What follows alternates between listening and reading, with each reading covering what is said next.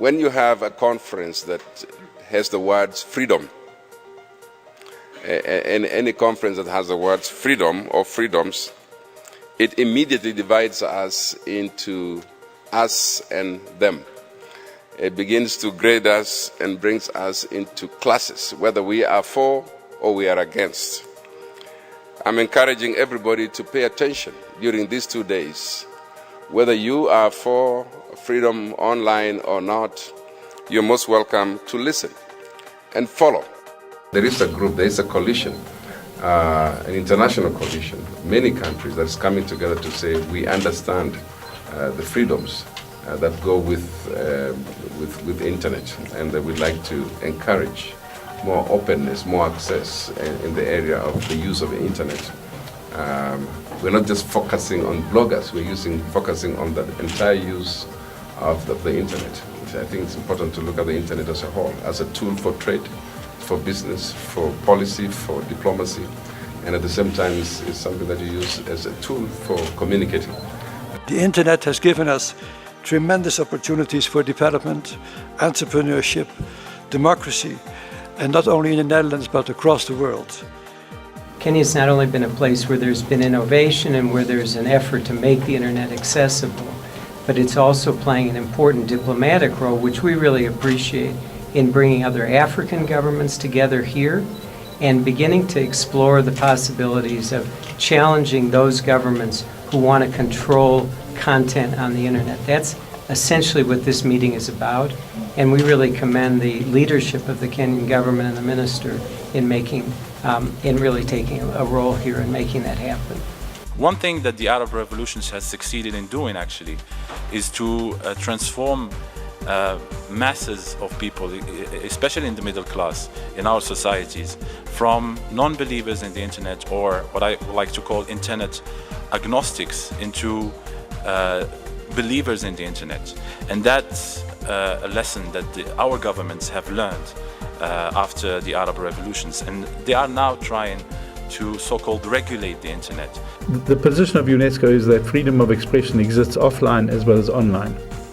And actually, freedom of expression should be the norm, and any restriction should be the exception. So it's a problem if governments only see the problems and want to focus on the problems, because really the focus should be on the right to freedom of expression. How do you protect it, and how do you make it possible for people to speak freely and have access to the internet? Because like someone says, oh, you are the freedom lover, you are the freedom fighter. I'm not. I'm just like a live on the freedom, as a freedom is important for our life, our humanity. So for me, we have to careful to restrict for the freedom, and especially usually we tend to restrict the freedom of others, not ourselves. Mobile ICT is great, really. They allow us access to important things, to consume news, express opinions, and it allows us to enjoy ourselves. 100% of all the activity on mobile phones and smartphones can be intercepted. 71% of mobile users don't use a PIN or a password to lock their mobile device.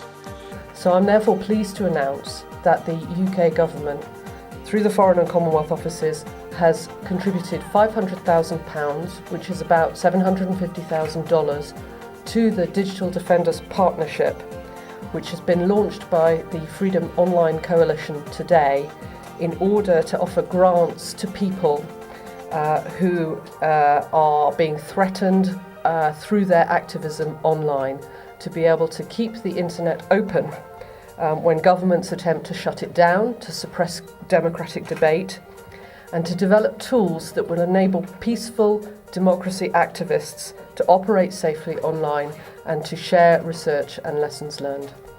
I think the internet economy is a great place for the youth to make money. And the only way that the youth can make money in the internet economy is to develop awareness and knowledge, and a deep knowledge of the internet.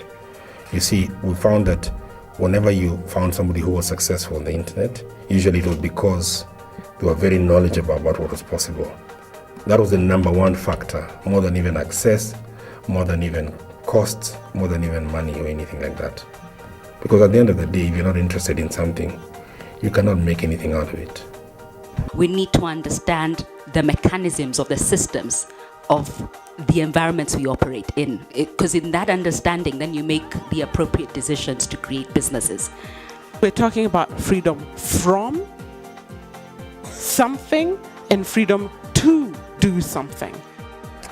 Today I was interested in actually exploring what constitutes the women's agenda when it comes to online freedom. I'm just hopeful. I am so hopeful. It was tremendous to be in a room full of amazing people, both men and women, who are interested in issues of what the women's agenda is online. There's lots of innovation, lots of different ways we can go, and lots of people eager and already acting on the ground. We're not talking theory anymore, we're doing it. And so I'm leaving optimistic and excited for the future. So I want to say, that I'm really happy and glad, to have been part of this conference and the experiences, the great works, that people are doing and all the lessons that have come from here. I will take back to Nigeria for Nigerians, to learn from this and to take the work further. I think what I really enjoyed was listening to our Tunisian panelists talking about how they've stopped every form of censorship because they've been able to argue with their government that it's better to keep it open and sort of try to influence in a different way than keep it hidden under the cloth. Ensuring that the world continues to reap the benefit of an unrestricted internet is a main message that came from the deliberations. It is a collective mission of everyone who took part to ensure the resolutions achieved here go on to make the world a better place.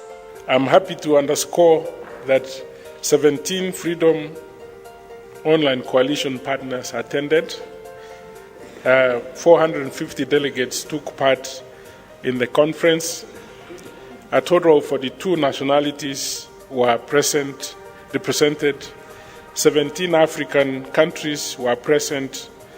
All of East African nations were present. Kenya is pleased that Tunisia has chosen to be the third African country to join and chose to do so here in Kenya. At the same time, I would like to encourage many more countries, especially my fellow African states, to join in the coalition movement to allow for the next phase of development. Next year event will be in Tunisia for sure. You are all of you. When I say all, it's the public sector, governmental officials, private sector, and also civil society will be welcomed to participate to our event. We make it online and we try to make it as successful as our today conference. Thank you very much.